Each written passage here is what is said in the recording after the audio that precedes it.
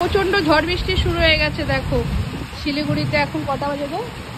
11:15 মতন বাজে। আর খুব দরকার ছিল গো বৃষ্টিটা হওয়া, সত্যি কথা।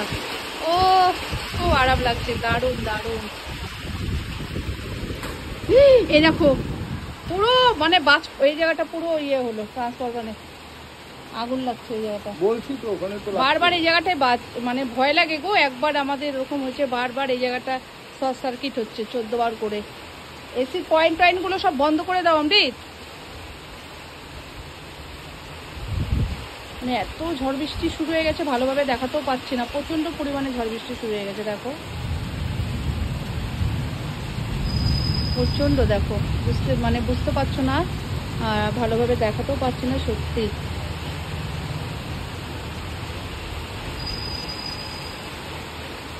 একটু দরকার ছিল, শিলিগুড়িতে খুব খুব গরম পড়ছিল সত্যি।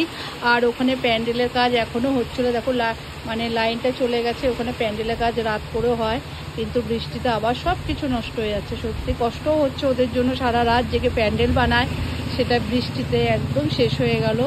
আর বড় পুজো হচ্ছে এবার ডাবগ্রামে, দেখো বিদ্যুৎ চমকাচ্ছে, খুব ভয়ও লাগছে। ভাবলাম না তোমাদের সাথে একটু শেয়ার করি, এত ঝড় বৃষ্টি হচ্ছে আর খুব দরকার ছিল। প্রত্যেকটা মানুষই কষ্ট পাচ্ছিল, সত্যি কথা।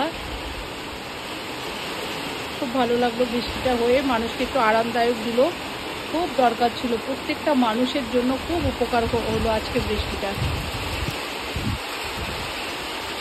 চলো রাখছি, গুড নাইট। ভালো লাগলে একটু লাইক কমেন্ট করো, টাটা বাই।